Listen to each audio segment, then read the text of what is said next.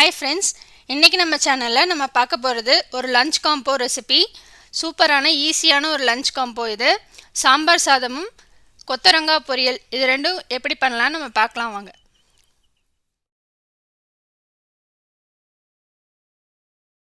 அதுக்கு நான் கொத்தவரங்காயை நல்லா வேக வச்சு எடுத்து வச்சுருக்கேன். இதை நான் மண் சட்டியில் தான் பண்ண போகிறேன். மண் சட்டி நல்லா சூடாயிடுச்சு. இதில் எண்ணெய் ஆட் பண்ணிக்கலாம். கடலெண்ணெய் ஆட் பண்ணுறேன். எண்ணெய் சூடாயிடுச்சு. இப்போ இதில் கடுகு ஆட் பண்ணிக்கலாம். கடுகு நல்லா பொரிய ஆரம்பிச்சிருச்சு. இந்த டைமில் நம்ம கடலைப்பருப்பு ஆட் பண்ணிக்கலாம். கடலைப்பருப்பு கொஞ்சம் ப்ரௌன் ஆகட்டும். கடலைப்பருப்பு ப்ரௌன் ஆனதுக்கப்புறமா கருவேப்பிலை ஒரு கொத்து ஆட் பண்ணிக்கலாம். பெரிய வெங்காயம் ஒரு மீடியம் சைஸ் வெங்காயம் ஸ்லைஸ் பண்ணி வச்சுருக்கோம், அதை ஆட் பண்ணிக்கலாம். இந்த வெங்காயம் வதங்கிட்டு இருக்கும் போதே இது கூட உப்பு ஆட் பண்ணிக்கலாம். இந்த டிஷ்க்கு தேவையான அளவுக்கு உப்பு. ஏற்கனவே நான் கொத்தவரங்காய் வேக வைக்கும் போதும் உப்பு போட்டு வேக வச்சுருக்கேன். ஸோ உப்பு பார்த்துட்டு ஆட் பண்ணிக்கோங்க. வெங்காயம் நல்லா வதங்கிடுச்சு. இந்த டைமில் தக்காளி ஒரு சின்ன சைஸ் தக்காளி அதை ஆட் பண்ணிக்கலாம். நல்லா பழுத்த தக்காளியை எடுத்துக்கோங்க. பாருங்கள், தக்காளி நல்லா மேஷ் ஆகி குக்காய் வந்துடுச்சு. இந்த டைமில் நம்ம பெருங்காயத்தூள் ஆட் பண்ணிக்கலாம். இப்போ ஸ்பைசஸ்லாம் ஒவ்வொன்றா ஆட் பண்ணிக்கலாம். மஞ்சத்தூள் அரை டீஸ்பூன், கறி மசாலா பொடி அரை டீஸ்பூன், சாம்பார் பொடி ஒரு டீஸ்பூன், மிளகாய்த்தூள் ஒரு டீஸ்பூன் எல்லாமே ஆட் பண்ணிட்டு நல்லா மிக்ஸ் பண்ணிக்கோங்க.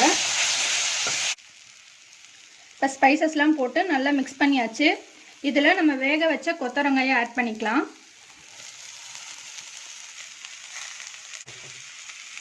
ஆட் பண்ணிட்டு நல்லா மிக்ஸ் பண்ணிடுங்க. இந்த மசாலோட இந்த கொத்தவரங்காய் நல்லா மிக்ஸ் ஆகி வரணும். நல்லா மிக்ஸ் பண்ணியாச்சு. நம்ம கொத்தவரங்காய் பொரியல் ரெடி ஆகிடுச்சு. இதை நம்ம ஒரு பவுலுக்கு ட்ரான்ஸ்ஃபர் பண்ணிக்கலாம். நம்ம இந்த சாம்பார் சாதம் பண்ணுறதுக்கு பச்சரிசி ஒரு கப் அளவுக்கு எடுத்திருக்கேன். அதை ஒரு பவுலில் ஆட் பண்ணிக்கோங்க. துவரம்பருப்பு அரை கப் அளவுக்கு எடுத்திருக்கோம், அதையும் ஆட் பண்ணிக்கோங்க.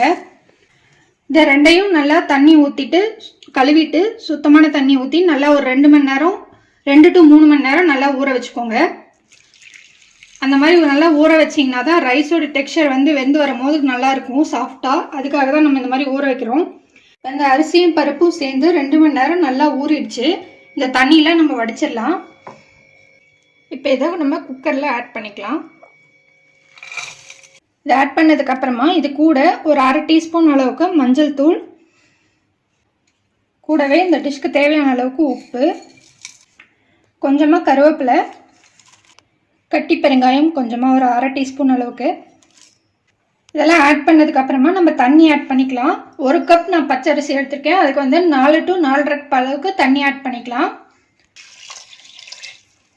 நம்ம இதில் 4.5 கப் அளவுக்கு தண்ணி ஆட் பண்ணியிருக்கோம். இப்போ இதை லிட்டு போட்டு க்ளோஸ் பண்ணிவிட்டு ஒரு 6 விசிலுக்கு குக் பண்ணி எடுத்துக்கலாம். ரைஸும் பருப்பும் வந்துட்டு இருக்கிற டைமில் நம்ம சாம்பார் ரெடி பண்ணிக்கலாம். அதுக்கு நான் மண் சட்டியில் ஒரு 2 to 3 டேபிள் ஸ்பூன் அளவுக்கு நல்லெண்ணெய் ஆட் பண்ணுறேன்.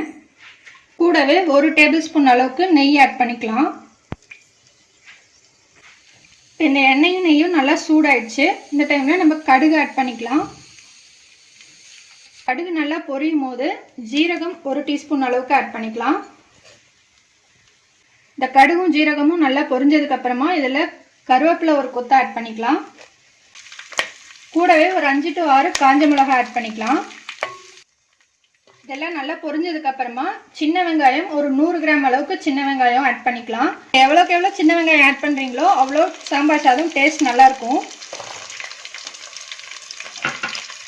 கூடவே 2 பெரிய வெங்காயம், மீடியம் சைஸ் பெரிய வெங்காயம் இந்த மாதிரி சாப் பண்ணி வச்சுருக்கோம், அதையும் ஆட் பண்ணிக்கலாம்.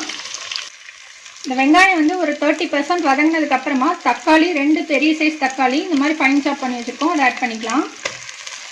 இந்த தக்காளி வதங்கிட்டு இருக்கிற டைமில் இந்த சாம்பாருக்கு தேவையான அளவுக்கு உப்பு, மஞ்சத்தூள் 1 டீஸ்பூன், மிளகாய்த்தூள் 1 டேபிள் ஸ்பூன், தனியாத்தூள் 1.5 டேபிள் ஸ்பூன் இதெல்லாம் ஆட் பண்ணிட்டு நல்லா மிக்ஸ் பண்ணிடுங்க. இப்போ பாருங்கள், இந்த தக்காளியெலாம் நல்லா வதங்கிடுச்சு. நல்லா எண்ணெயெல்லாம் பிரிஞ்சு வருது. இந்த டைமில் நம்ம காய்கறிகள்லாம் ஆட் பண்ணிக்கலாம். நான் முருங்கைக்காய், கேரட், பீன்ஸ், கத்திரிக்காய் இதெல்லாம் ஆட் பண்ண போகிறேன். ஆட் பண்ணிட்டு இந்த மசாலோடையும் நல்லா மிக்ஸ் பண்ணிடுங்க. ஃபஸ்ட்டு காயை இந்த காயெலாம் ஒரு 2 நிமிஷம் நல்லா அந்த மசாலோட சேர்த்து வதக்கியாச்சு. இப்போ வந்து இந்த காய்கறி வேகிற அளவுக்கு தண்ணி ஆட் பண்ணிக்கலாம். ஆட் பண்ணிட்டு ஒரு மிக்ஸ் பண்ணிவிட்டு இது ஒரு லிட்டு போட்டு க்ளோஸ் பண்ணிவிட்டு ஒரு 80% அளவுக்கு காய் வேகட்டும். இப்போ பாருங்கள், இந்த காய்கறிலாம் நல்லா குக்காய் வந்துடுச்சு. இந்த டைமில் நம்ம புளி தண்ணி ஆட் பண்ணிக்கலாம். ஒரு சின்ன லெமன் சைஸ் புளி நல்லா கரைச்சி வச்சுருக்கோம், அதை ஆட் பண்ணிக்கலாம். ஆட் பண்ணிட்டு நல்லா மிக்ஸ் பண்ணிவிட்டு ஒரு 2 நிமிஷம் நல்லா கொதிக்க விடுங்க. இப்போ பாருங்கள், இந்த சாம்பார் சாதத்துக்கு நம்ம சாதம் வச்சுருந்தோம், பருப்பும் அரிசியும் வச்சுருந்தோம். அதை வந்து நல்லா ஒரு 6 விசில் விட்டு எடுத்தோம். நல்லா வெந்திருக்கு பாருங்கள். இந்த மாதிரி தான் அரிசியாக இருக்கும். மேலே வந்து சாதம் வந்து வேற வேறையாக இருக்கிற மாதிரி இருக்கும். இப்போ இதில் வந்து நம்ம 1 டேபிள் ஸ்பூன் அளவுக்கு நெய் ஆட் பண்ணிட்டு நல்லா மிக்ஸ் பண்ணிக்கோங்க. இது 2 நிமிஷம் நல்லா கொதிச்சிருச்சு பாருங்கள். சாம்பார் கன்சிஸ்டன்சி நல்லா வந்துடுச்சு. இந்த மாதிரி வந்ததுக்கப்புறமா நம்ம ஸ்டவ் ஆஃப் பண்ணிவிட்டு எடுத்து நம்ம கொஞ்சம் கொஞ்சமாக இந்த சாம்பாரை இந்த சாதத்தில் ஆட் பண்ணி மிக்ஸ் பண்ணிக்கலாம். கொஞ்சம் கொஞ்சமாக ஆட் பண்ணி மிக்ஸ் பண்ணிங்கன்னா நல்லா மிக்ஸ் பண்ணுறதுக்கு வசதியாக இருக்கும்.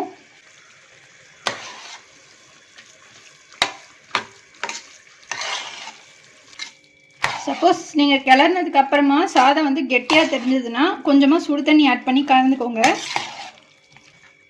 பாருங்கள், இந்த அளவுக்கு டெக்ஸ்சர் வந்து இந்த மாதிரி வந்திருக்கணும். அப்போ தான் வந்து நல்லாயிருக்கும் சாப்பிடும் போது. ரொம்ப தண்ணியாட்டம் ஆயிடுச்சுனாலும் நல்லா இருக்காது. இப்போ இதுக்கு நம்ம தாளிப்பு ஆட் பண்ணிக்கலாம். இப்போ இந்த தாளிப்புக்கு நம்ம மறுபடியும் ஒரு 1.5 டேபிள் ஸ்பூன் அளவுக்கு நெய் ஆட் பண்ணிக்க போகிறோம். கூடவே 1 டேபிள் ஸ்பூன் அளவுக்கு நல்லெண்ணெய். இப்போ இது நல்லா சூடானதுக்கப்புறமா இதில் முந்திரி பருப்பு ஆட் பண்ணிக்கலாம். இந்த முந்திரி பருப்பு கொஞ்சம் ப்ரௌன் ஆகும் போது திராட்சை ஆட் பண்ணிக்கலாம். கூடவே கருவேப்பிலை ஒரு கொத்து ஆட் பண்ணிக்கலாம். இப்போ இந்த தாளிப்பை நம்ம இந்த சாதத்தில் ஆட் பண்ணிக்கலாம். ஆட் பண்ணிட்டு நல்லா மிக்ஸ் பண்ணிடுங்க. இந்த மாதிரி நம்ம வந்து தாளிப்பை ஆட் பண்ணோம்னா நல்லா வந்து இந்த டெக்ஸ்சர் வந்து நல்லாயிருக்கும். சீக்கிரமாக வந்து கெட்டியாகாமல் இருக்கும். அதுக்காக தான் நம்ம வந்து இந்த தாளிப்பை கடைசியாக ஆட் பண்ணுறோம். பாருங்கள், நம்ம சூப்பரான சாம்பார் சாதம் ரெடி ஆயிடுச்சு. இதை நம்ம ஒரு பவுலுக்கு ட்ரான்ஸ்ஃபர் பண்ணிக்கலாம். பாருங்கள், நம்ம சாம்பார் சாதமும் கொத்தவரங்காய் பொரியலும் சூப்பராக ரெடி ஆயிடுச்சு. இது ரொம்ப குயிக்காக ஈஸியாக பண்ணிடலாம். ரொம்ப டேஸ்டியான ஒரு ரெசிபியும் கூட. ஸோ மறக்காமல் ட்ரை பண்ணுங்கள். ட்ரை பண்ணிட்டு உங்கள் கமெண்ட்ஸை போஸ்ட் பண்ணுங்கள். உங்கள் ஃப்ரெண்ட்ஸோடு ஷேர் பண்ணுங்கள். எங்கள் சேனலை மறக்காமல் சப்ஸ்கிரைப் பண்ணுங்கள். இன்னொரு இன்ட்ரெஸ்டிங்கான வீடியோவில் நம்ம மறுபடியும் மீட் பண்ணலாம். தேங்க்யூ.